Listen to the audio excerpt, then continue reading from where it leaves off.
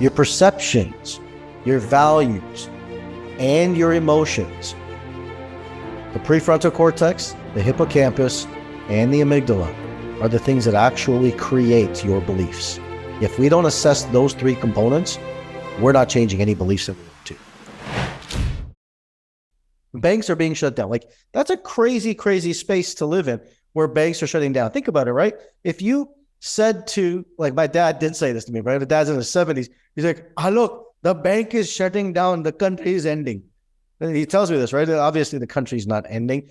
But if you think about it, in the 50s and 60s, like, you heard about a bank shutting down because what have we been taught about this idea that where money comes from, where money lives? What do? You go to the bank.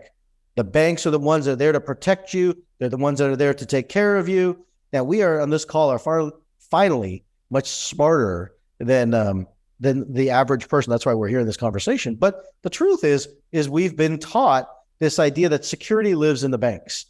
But we have a major financial catastrophe going on.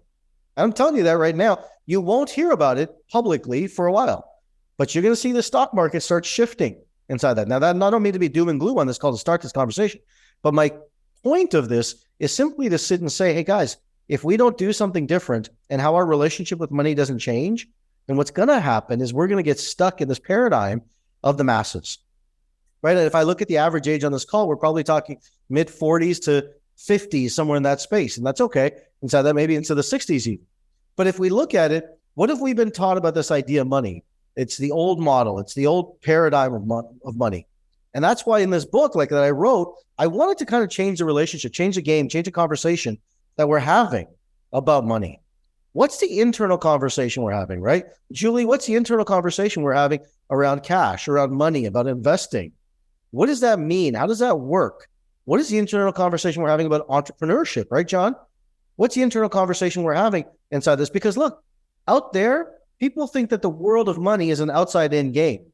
And if you're on this call, you're sharp enough and smart enough to realize it's actually an inside-out game.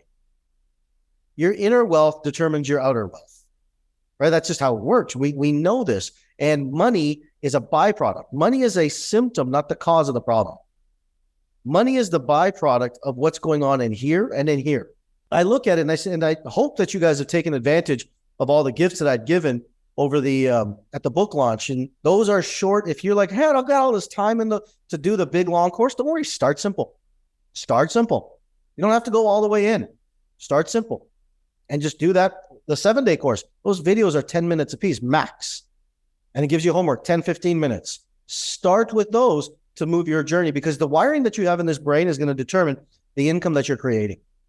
And your current income is 100% reflection of your past psychology. I'll say that again for you. Your current income is 100% reflection of your past psychology. You can't escape it, no matter what. Your current income is going to be determined by what you're doing, how you're living, and you did 3 months, 90 days, if not further into the past.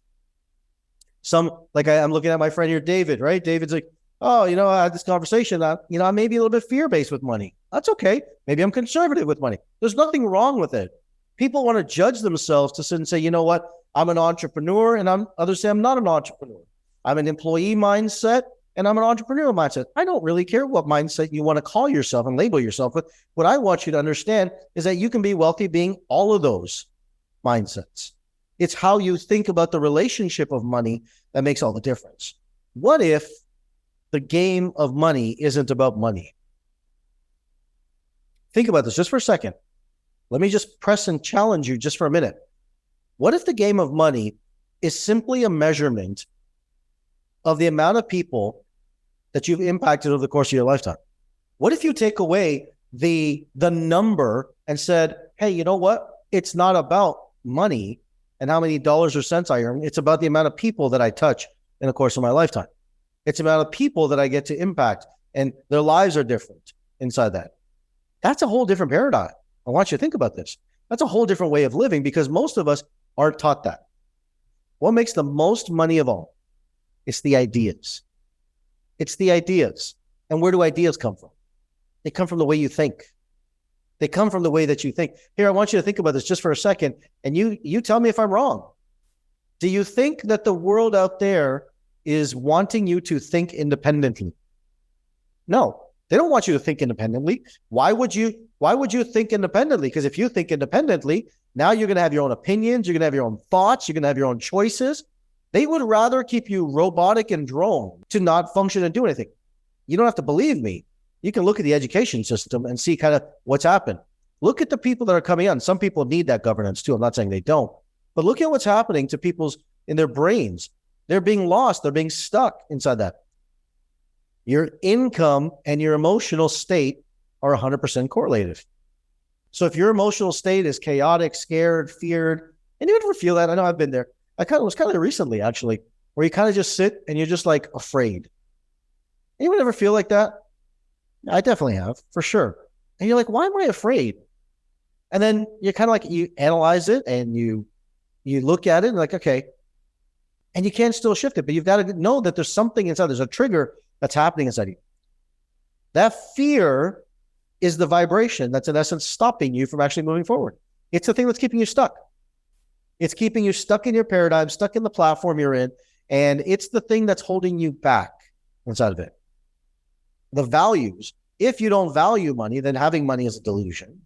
And it's about the actual emotions that you have around money. Beliefs comes after that. Your emotions build your belief. And so I started figuring this out, and I was like, oh, wait a minute. And I had no money. I was stuck. I couldn't make any money. I couldn't sell anything. I couldn't move myself forward.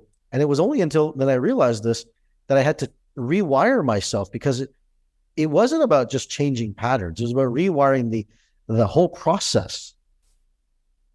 Because a pattern is a symptom of a process, of a perception. Your emotions are a symptom of a perception.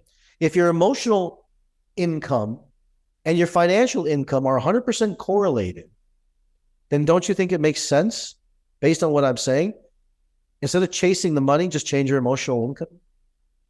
Because water seeks its own level. If you rise the emotional state of an individual, what you're going to do is you're going to rise the financial state of an individual. The more people that you serve, the more income you'll make.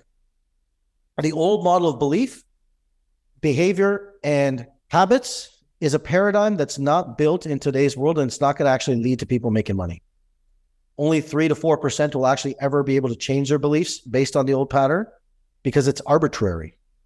Your perceptions, your values, and your emotions, the prefrontal cortex, the hippocampus, and the amygdala, are the things that actually create your beliefs.